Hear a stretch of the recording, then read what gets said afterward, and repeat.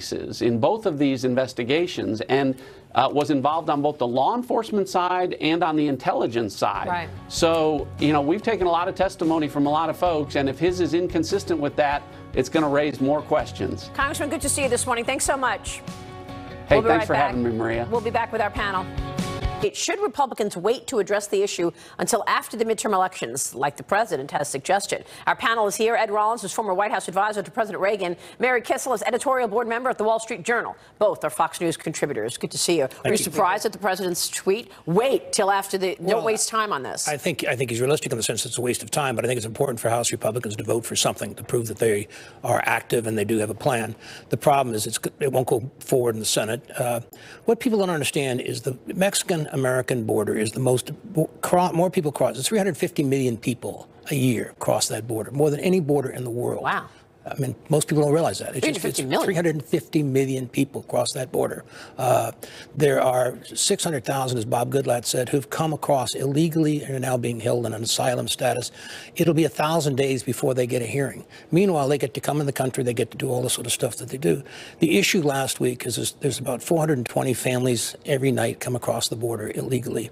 Right. There's 337 legally beds that the federal government has allocated. So do you take those kids away and put them in a prison system, or do you put them in a judicial system, or do you put them in a health and human services system? And the problem is it's become a very emotional issue today, and you can't have an intellectual argument on an emotional issue. It's going to be emotional in November, Mary. It is. I mean, look, even setting aside whatever the compromise will ultimately be, Maria, let's just talk about the politics here.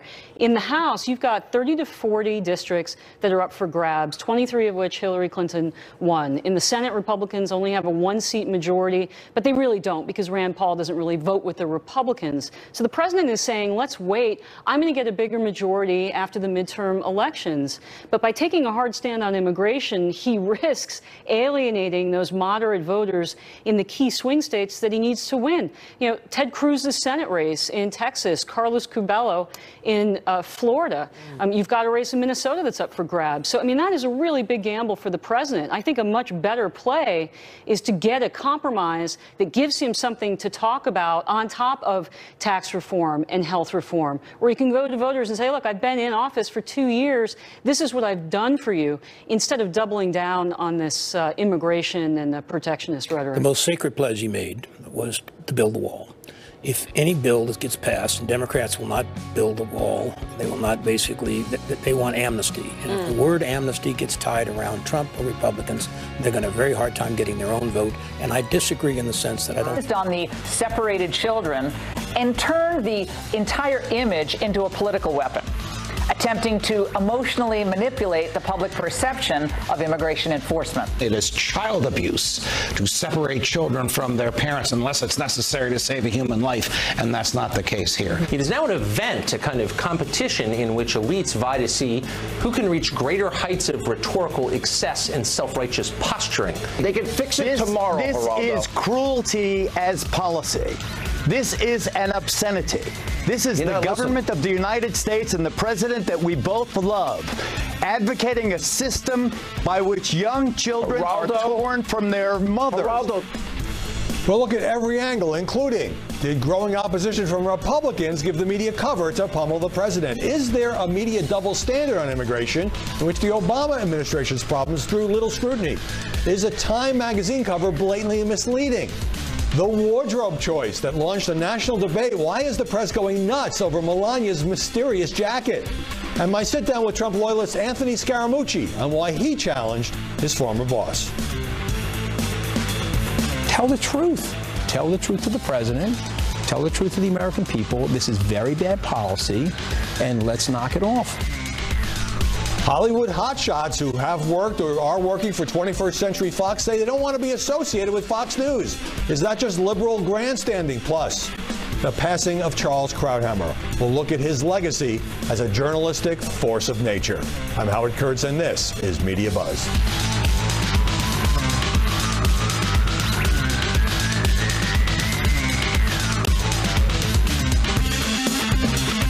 As the media uproar over separating families at the border grew ever louder, President Trump and his top aides denied this was an administration policy. But Jeff Sessions warned of the consequences when announcing it in May.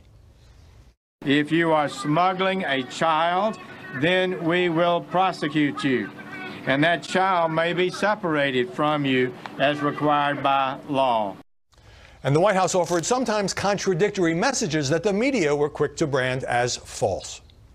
Wait, you can't do it through an executive order. Once again, it's Congress's job to change the law. The Democrats have to change their law. That's their law. The Democrats forced that law upon our nation. I hate it. This policy is not, by your definition, in any way cruel.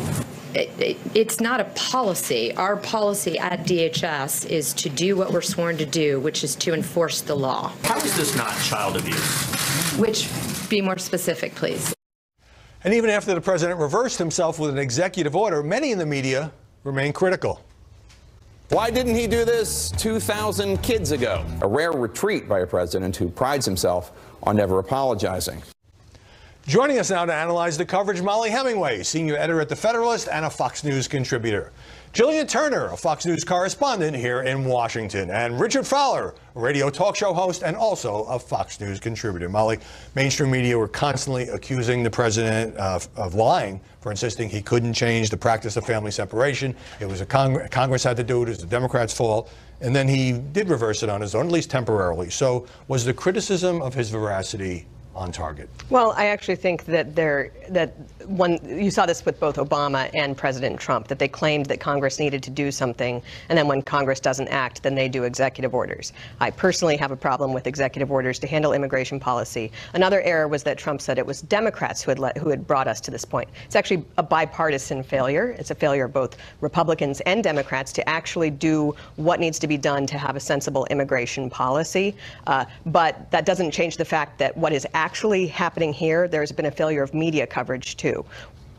Beginning with, at the very start of this, they were saying that the children are being separated from parents willy-nilly. This was not about people immigrating to the country. This is about people crossing the border illegally, and when they are caught, then they are separated for lawbreaking. That's actually a pretty common thing that happens for domestic or this other situation. Just a failure to accurately report this, and also a failure on tenor, I think. One of the things you get from what you just showed in this intro was that everybody treats it as if treating an illegal crossing of a border as a criminal offense is outrageous, when point of fact, a majority of Americans think that illegal border crossing should be treated as a criminal offense, and only 19% of Americans think that we should have a catch and release program that treats it as just a civil offense. There's a lot of emotion surrounding the coverage of this. We'll talk about that in a second. But Jillian, did the coverage reflect, as we saw in some of those earlier clips, that there seemed to be mixed messages emanating from everybody from the president on down? Was this a policy? Was it a law? Was it actually designed as a deterrent? And it was all on video, so people kept replaying the clips. Yes, it was a case of chaotic policymaking breeding chaotic media coverage. I don't think that the administration or the public can really hold the media at fault for divergent coverage on an issue when the administration makes so clear that they hadn't sort of rallied around their bases before they put this out there. Same thing happened with the first and second iteration of the Trump travel ban.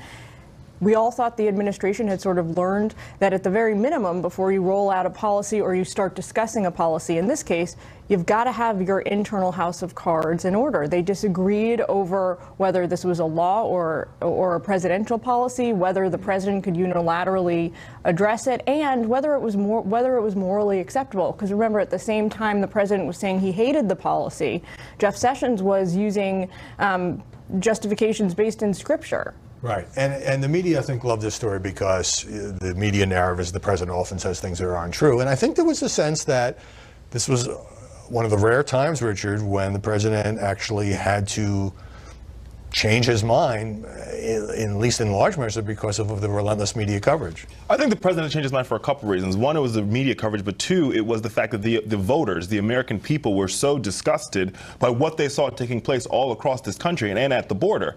And I think here's a story that the media missed, Howard. They missed a story that the reason why these women and children were leaving their countries is because Guatemala, Nicaragua, and Honduras are the three most dangerous countries on earth. And I think if we don't, as the media, start talking about what's happening in these three countries, then we're doing a disservice about the immigration debate here in the United States. There's a little bit of reporting on that, but I take your point. Let's go to the Time magazine cover and let's put that up, showing this shot of the crying 2-year-old Honduran girl taken by Pulitzer Prize-winning Getty photographer John Moore. But what happened is Time had this story online and then had to correct it online. This was last Tuesday night, saying, well, this girl actually was not separated from her mother, even though her picture became so widely used, but then published that cover. And when called on it, the editor said, well, she was the symbol of the uproar, and our cover and our reporting capture the stakes of this moment. Except, factually, it's wrong. Well, it captures not so much the stakes of the moment, but it certainly captured the sentiment and the emotion of the moment. The problem here is that that's not good enough. Exactly. They took creative license that I don't know they had the right to take here. I mean, they represent themselves as a hard news publication. Mm-hmm. Their job is not to sort of convey the sentiment of the moment. Their job is to be factually accurate. And I think in this case, there was a clear shortcoming. Highly misleading cover by any standard, in my view. Look, the media painted this as a heartless policy, as you were saying. There was so much emotion in the coverage, and it is an emotional issue. I get that. I think what fueled some of the attacks were that you had many on the right, for example, the conservative editorial pages of the New York Post and Wall Street Journal ran scathing editorials against this policy. They're both owned by Rupert Murdoch. Laura Bush speaking out, some GOP lawmakers speaking out, conservative radio host Hugh Hewitt saying this could be Trump's Katrina.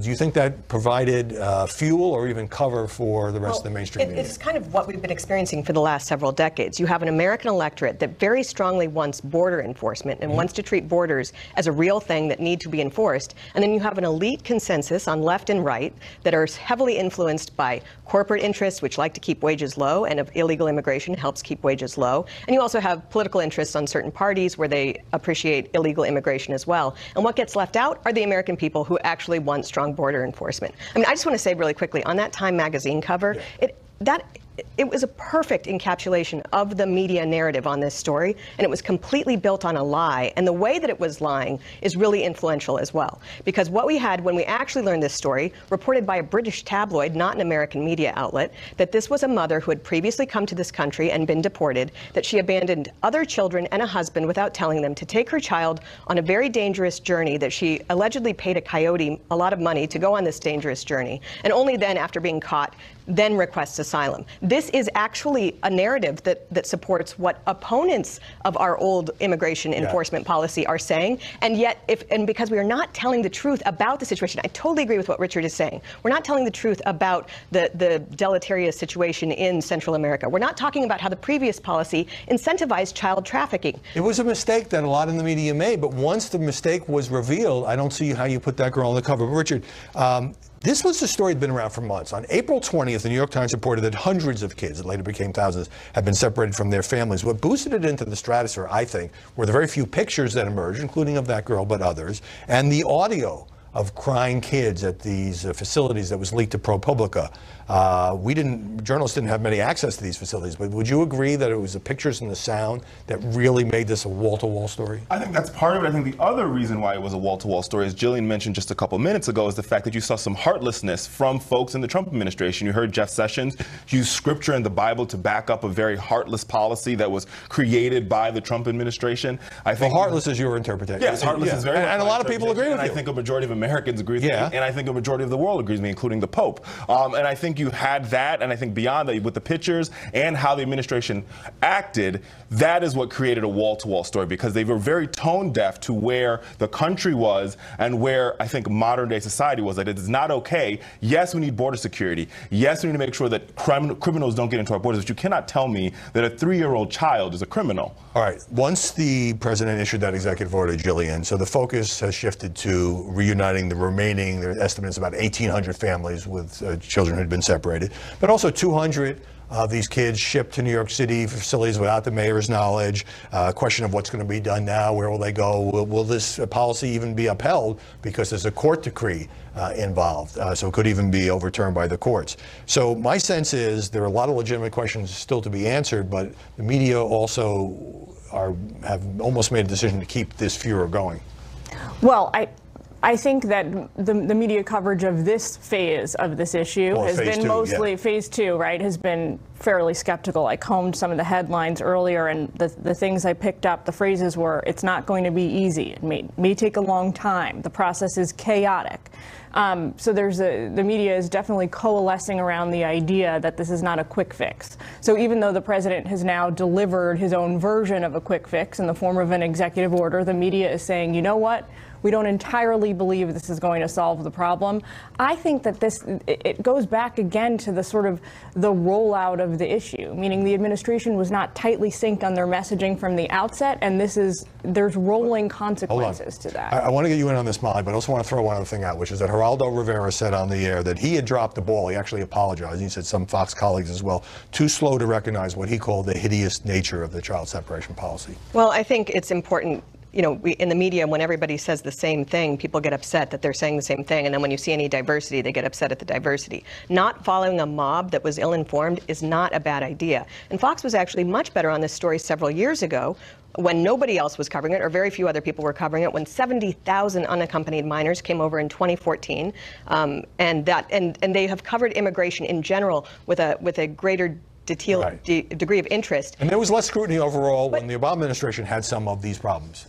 Yeah, a lot of problems here. But it's also true that it's not, we talk about it as if it's heartless to enforce the border, but we don't talk about the heartlessness of not enforcing the border. We incentivized child trafficking. We made it where if you brought a child over the border illegally, it was a get-out-of-jail-free card. That encourages child trafficking, and that is not something that compassionate people do. Border enforcement and rule of law is also something that I'm up against a hard break, but that is an important point for the context of this discussion. When we come back, Melania Trump goes to the border to support the reuniting of families, but the media obsess on her cryptic jacket. And later, Anthony Scaramucci praise for her unannounced trip to the Texas border when the media world went haywire over her jacket and its cryptic inscription.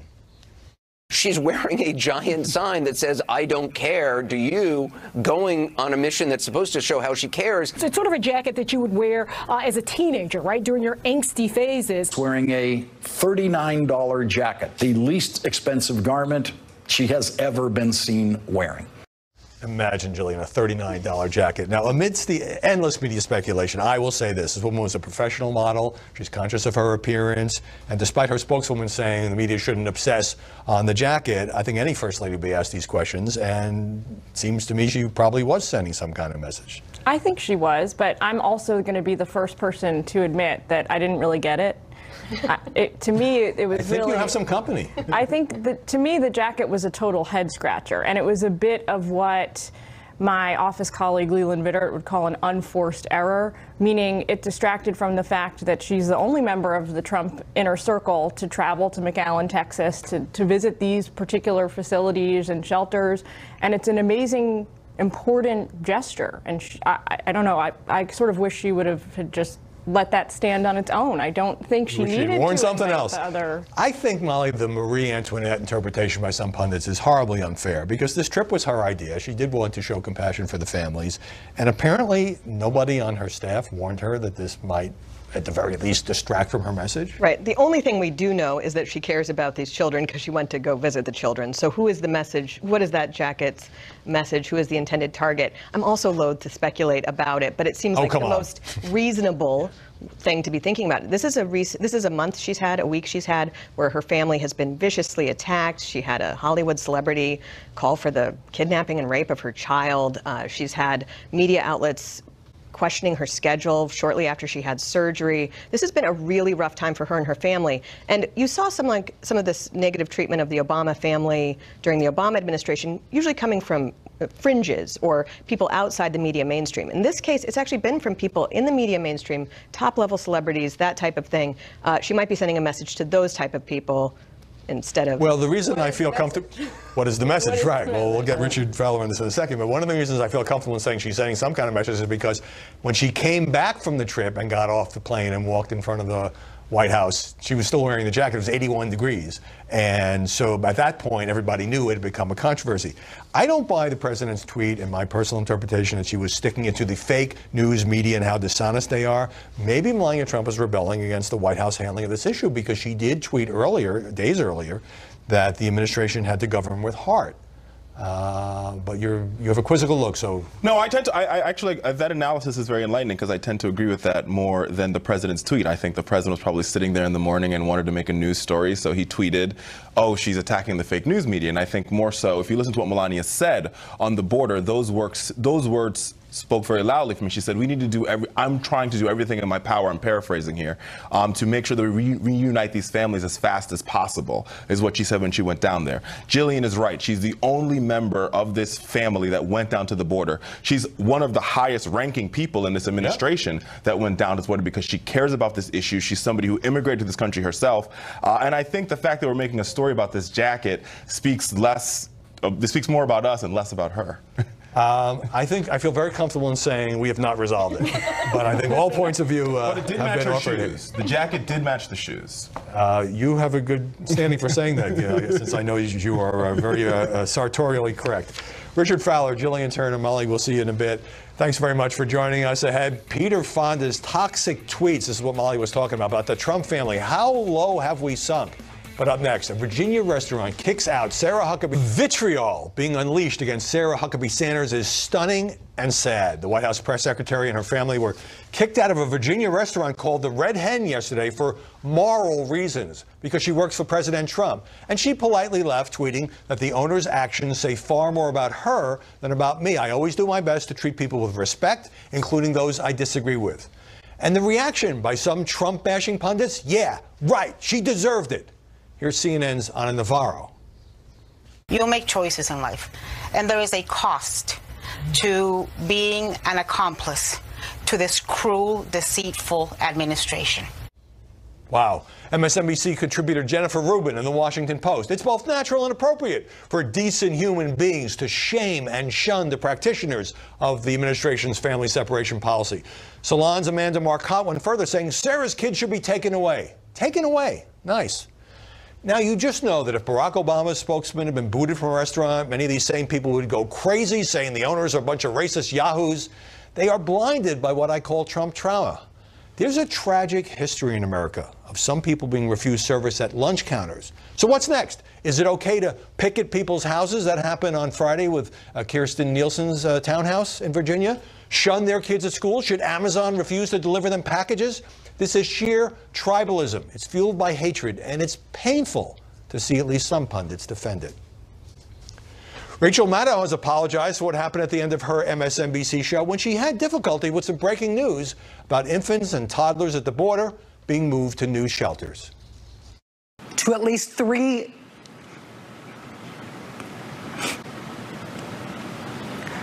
Can we put up the graphic of this? Thank you. Do we have it? No.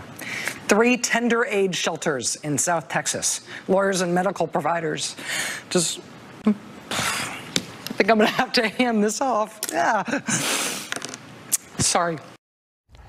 Now, whether or not you like Rachel Maddow, I don't think she had anything to apologize for. She was overcome by emotion. Yes, we all strive as professional broadcasters to maintain composure at all times, but we're also human beings, and sometimes we choke up. By the way, ABC News was carrying President Trump's remarks when a banner flashed on the screen. Take a look at this. Manafort pleads guilty to 5 charges of manslaughter. What? Manslaughter? Paul Manafort, first of all, hasn't pleaded guilty to anything, and he sure isn't accused of killing anyone. It's just inexplicable how this happened. ABC has apologized, saying there's no excuse for the mistake, and I agree. Ahead, some Hollywood hotshots who've made money from Fox entertainment shows now taking aim at Fox News. But first, Anthony Scaramucci on the immigration uproar and the president calling media outlets the country's biggest. He very publicly broke with his former boss over this family separation issue. I sat down with the short-lived White House communications director in New York to talk about that and much more shortly before the president reversed his policy. Anthony Scaramucci, welcome. Hey, great to be here, Howie. Thank you. You say this administration policy of separating children from families at the border is inhumane. Why did you decide to speak out? Well, I'm trying to be helpful to the president. I think at the end of the day, he's doing an amazing job in so many different fronts, and the optics of this situation and the feeling that it gives the average American, it's just not the feeling that I think the president wants people to feel. You say you're trying to be helpful to the president, but you're taking on the president. He completely disagrees. You're criticizing his policy, and that must have been a difficult decision for you? I don't think it's a difficult decision for me because I like being my own person, but I'm really not taking on the president. I'm saying to the president, and I wish other advisors of his would say this, and don't sit in the circle and just yes everybody. Let's look at the optics of the situation. Let's look at the spirit of the situation. Let's stop arguing about it being legal and it's part of the law, because we've had many laws in our society that have not been right. You know, Brown versus Board of Education, you know, we were segregating children 60 short years ago. We've had Jim Crow laws, okay? This law is inhumane. You say the president's being poorly served by his advisors on this issue, but isn't that something of a cop-out? He is making the decision. He's heard the arguments, and you are trying to steer him toward what you think is not only a more humane approach, but one that will not be as politically damaging.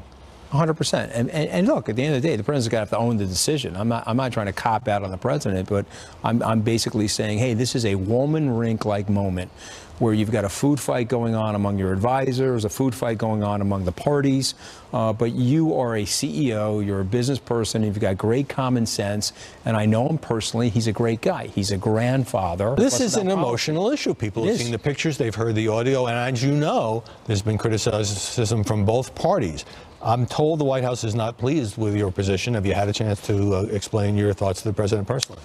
Well, let me put it this way. You know, I've explained it. I'm explaining it here, and I have no problem with them being not pleased with me. But I got to tell you something: they should not be pleased with themselves, okay? Because at the end of the day, you've got so many great things going on. The president's done such a great job. Why do you need to have this in the news when we could be talking about the Inspector General's report, where it comes out great for the president? We could be talking about the denuclearization of North Korea, great for the president. The economy, the unemployment numbers, everything is going well for the president. Why make this the lead news story? I don't agree with it. Well, when the president says... I don't care if they're... I just want to finish. Yeah. I don't care if they're pleased with me or not. Okay. I've supported the guy for 3 years. I put hard money into his campaign.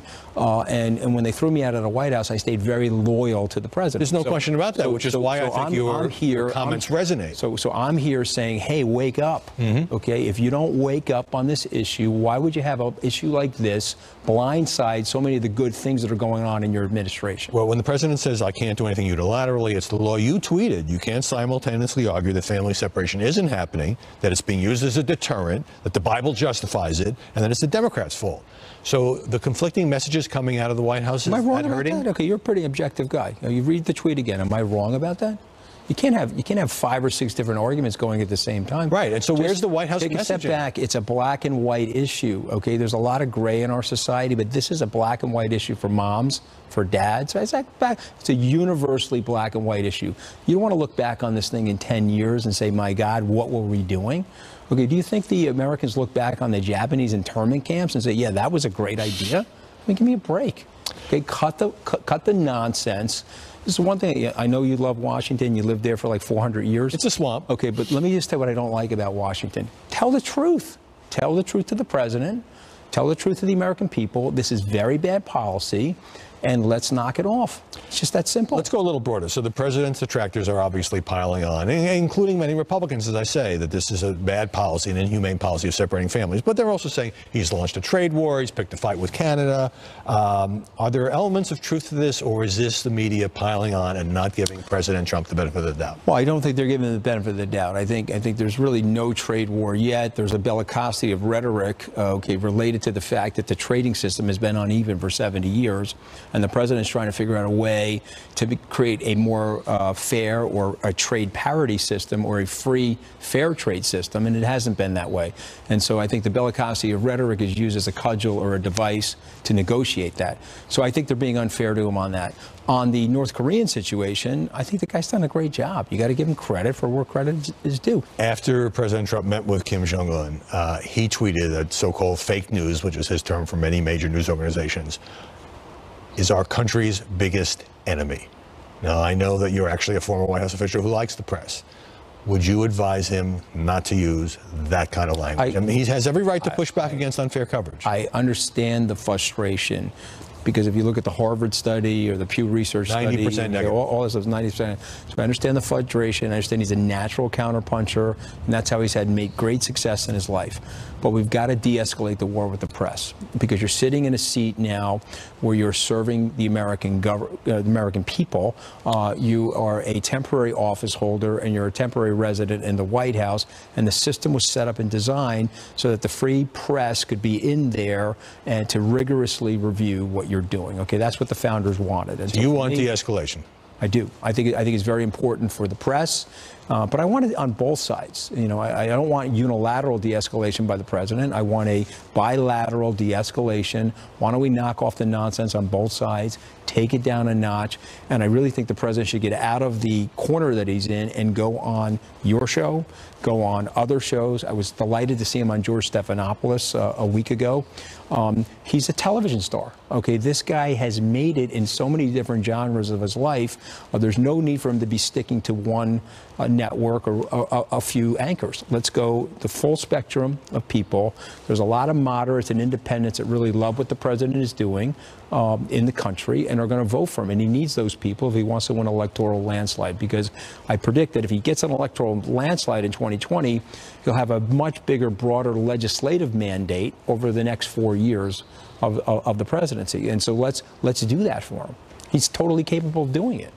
Well, I interviewed Donald Trump a half dozen times during the campaign. He has a standing invitation to appear on this program now that you've endorsed it. I appreciate it. Anthony Scaramucci, thanks very much for sitting down with us. Great to be here. Thank you. Coming up, a look at our angry media culture, from Peter Fonda's reprehensible attack on the First Family to Fox Entertainment showrunners and producers. On the immigration uproar, we're totally unhinged. We should rip Barron Trump from his mother's arms and put him in a cage with pedophiles and see if mother will stand up against the giant a-hole she is married to.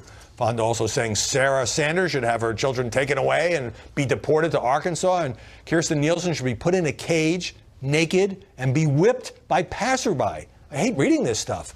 All this renewing a debate about crude and inflammatory rhetoric in the Trump era. Joining us now, Sarah Fisher, a media reporter for Axios. So these Peter Fonda tweets are so sick, in my view, taking aim at a 12-year-old boy and others, that even though he apologized for what he called highly inappropriate vulgar comments, does this permanently mar his reputation? I mean, it absolutely could. People are going to be associated with him with the person that took aim at a child, let alone the president's child. So yes, it could absolutely mar his reputation. And I think further from that, it gives ammunition to people on the right to say, look, you have people like Roseanne Barr whose shows are being canceled, and yet this guy's movie is still going to go through. 2 days ago, I think it just came out, despite the fact that he's tweeted some of these really insidious things. Right. You anticipate my next question about Roseanne. Now, Fonda is not the star of this new movie, but nevertheless, Sony Pictures called the remarks abhorrent and dangerous, and is still putting the movie out. That's right. And they did that, by the way, 2 days before they're putting the movie out. I mean, it's a very close time period for them. And if you can imagine, could this affect box office results? I mean, it absolutely could. Half the country, you know, is looking at the political landscape in a certain way,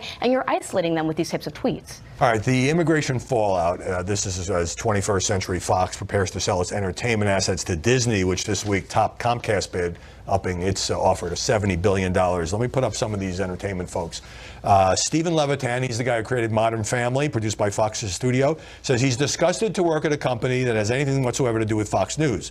Seth MacFarlane, creator of Family Guy, says he's embarrassed to work for 21st Century Fox. He was rebutting something that Tucker Carlson said about the rest of the media. Judd Apatow, who worked for Fox 16 years ago, tweeted, let's put that up, if every Fox star and showrunner said this policy was evil and protested to the Murdoch family, it would make a huge difference in the national debate. So beside the fact that it was Murdoch's New York Post and Wall Street Journal that editorialized harshly against the family separation policy, what do you make of this harsh criticism from the Hollywood types? I mean, there's a couple of things to say here. One is that, as you mentioned with that merger, I mean, it does give potentially some of the entertainment folks, people who are within 21st Century Fox's entertainment assets that would be separated from Fox News, a little bit of maybe potentially freedom to think that they could criticize the news arm that they will be separated from. But again, anytime Hollywood elite comes out and they takes an issue against, you know, Trump policies or et cetera, it further creates that divide between the Hollywood elitism versus the standard everyday people. That's been sort of the hallmark of the Trump presidency. And by the way, what are these guys giving up? They're not quitting. They don't seem to be giving up any money. I mean, they're using their platforms, and they have every right to speak out, but they're blaming the company because some people, and it's almost always opinion people. This is not talking about the news division. Opinion people have said things about the immigration controversy on Fox News that they don't agree with. That's right, though I will say that brings up a point, which is that sometimes it can be hard to distinguish if you're just an average everyday viewer or if you're somebody within the company in another division, like the difference between news and opinion. But still, coming out with these statements saying that you don't condone something that a way separate unit is doing, I don't know what the actual impact of that will be. And you look at Joe Babineau, and I like his movies, but he is so emotional in his criticism of the Trump administration. He's called Jeff Sessions an effing kidnapper. And he wrote also, the Murdoch family and others see Hitler-type rallies as entertainment to make money off. Other people have covered the Trump rallies. Now you're invoking Hitler.